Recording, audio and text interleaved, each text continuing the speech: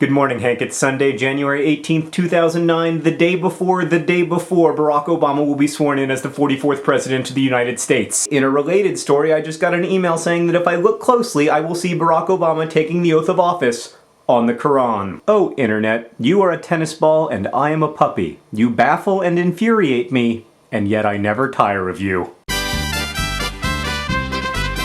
Okay, Hank, first a refresher course in case you don't remember civics. In the United States, we directly elect a president every 4 years. Then a few months later, that someone promises to preserve, protect, and defend the United States Constitution, at which point he or she, but thus far generally he, becomes president, whereupon his first act as president is to give a speech that is too long and contains too many adjectives. I mean, Hank, if you like adjectives, and I do, January 20th is an extremely exciting day. But let's clear something up first. Barack Obama is taking the oath of office with his hand on the Bible. In fact, he's using the exact same Bible that Abraham Lincoln used. But so what if he weren't, Hank? He wouldn't be the first president in American history. In fact, both John Quincy Adams and Franklin Pierce took the oath of office with their hands on books of law. Does that make them bad presidents? Actually, they were both really bad presidents. That is true. But you like Teddy Roosevelt, don't you? Yeah, I don't know. He was good enough that we carved his face on a mountainside. Well, when he took the oath of office, he didn't put his hand on anything. He was just like, you guys want me to be president? All right, I'll do it.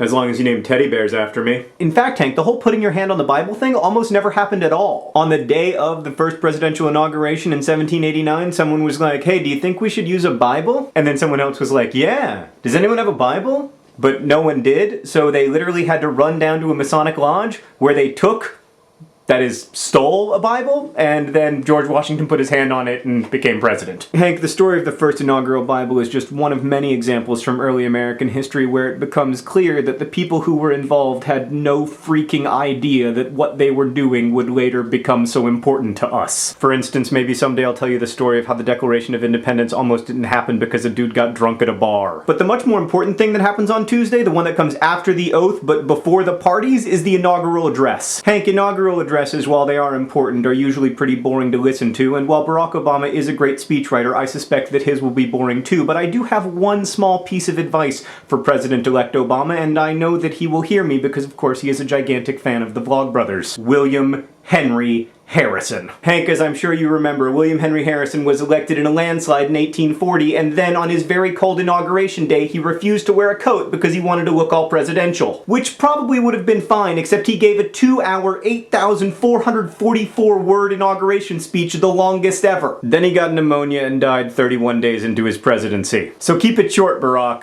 and wear a coat.